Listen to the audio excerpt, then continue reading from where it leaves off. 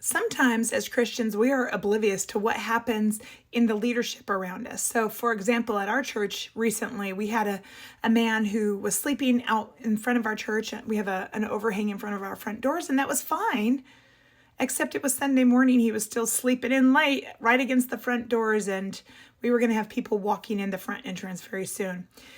Again, I don't mind that somebody was there taking advantage of shelter, but it would have been a little bit challenging having people walk in when he was sleeping there. But I said good morning to him, and I let him know that the piano music was going to start up, which is probably not the best way to start your morning, especially if you haven't had coffee, which I understand. So he took his leave. But I was reflecting on that today when we had a missionary come to our church, and the missionary shared that in that region where he worked over in Asia Pacific, they had a population that lived along a river in shacks and shanties, and it was fine most of the time because it was a little creek, but then the river rose, and these people started coming over the wall into the seminary where this missionary taught. And apparently this missionary facility actually had a great leadership discussion on what to do.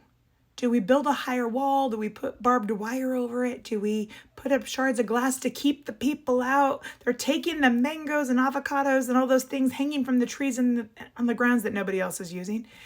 And they rightly came to the decision to welcome these people in, to know who they were, to help them be part of the community and value them and show them love, regardless of the situation in which they had found themselves. I know this is really hard for us sometimes to take in. We don't want the stinky things in our space. We are resistant to people who seem to be a little messed up. But then we have to remember the words of Jesus in Luke chapter 4. He says, "The Spirit of the Lord is upon me because he has anointed me to bring good news to the poor.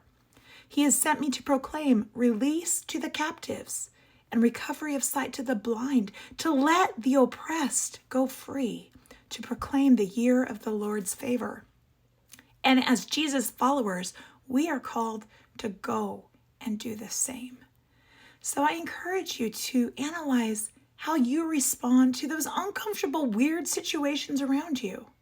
Are you more inclined to protect yourself and your assets, or are you more inclined to have the heart of God as you approach those people right in front of you?